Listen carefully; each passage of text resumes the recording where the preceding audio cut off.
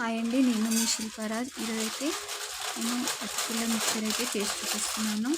దానికోసం ప్యాకెట్లో వస్తుంది కదా పోహా అటుకులు, అదైతే తీసుకున్నాను నేను. దాన్ని అయితే ఇలా వేయించుకుంటున్నాను. ఆయిల్ అయితే వేసుకోలేదు, ఓన్లీ ప్లెయిన్గా అయితే వేయించుకున్నాం. కొంచెం క్రిస్పీగా అయ్యే వరకు వేయించుకోవాలి మంచిగా. తర్వాత ఇక్కడైతే పెద్ద సాబ్దాన్ తీసుకున్నా. ఇవి దొరుకుతాయి షాప్లో అడిగితే. నూనెలో వేసిన తర్వాత పెద్దగా అవుతాయి ఇవి.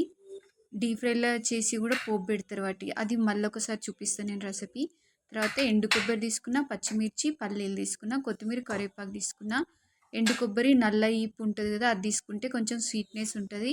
మధ్య మధ్యలో తింటుంటే బాగుంటాయి అవి కూడా.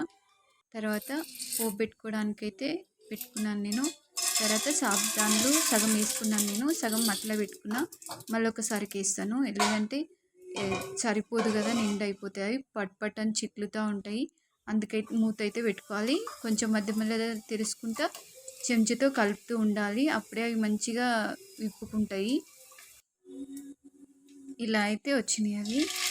తర్వాత ఆవాలు వేసుకున్నాను. ఆవాల తర్వాత జీలకర్ర అయితే వేసుకుంటాను.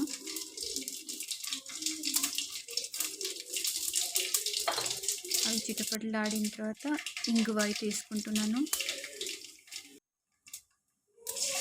తర్వాత పచ్చిమిర్చి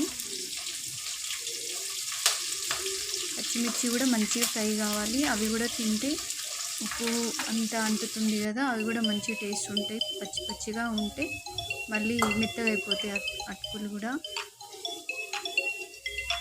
అవి మంచిగా ఫ్రై అయిన తర్వాత పల్లీలు వేసుకోవాలి. పల్లీలు కూడా మంచి ఫ్రై అయ్యి పట్ పట్ అని సౌండ్ వస్తుంటాయి.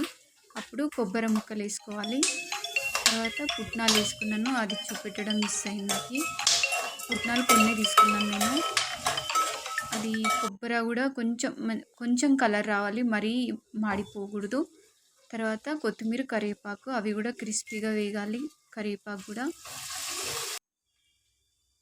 తర్వాత అన్నీ మంచిగా ఫ్రై అయిన తర్వాత పసుపు అయితే వేసుకోవాలి.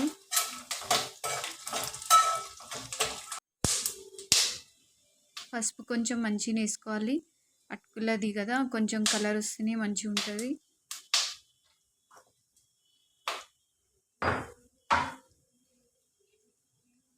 నా వీడియో కనుక నచ్చితే లైక్ చేయండి. తర్వాత సాల్ట్ అయితే వేసుకున్నాను తగినంత. తర్వాత షుగర్ వేసుకుంటున్నాను నేను. షుగర్ వేసుకోవడం వల్ల కొంచెం ఫ్లేవర్ బాగుంటుంది అటుకులు.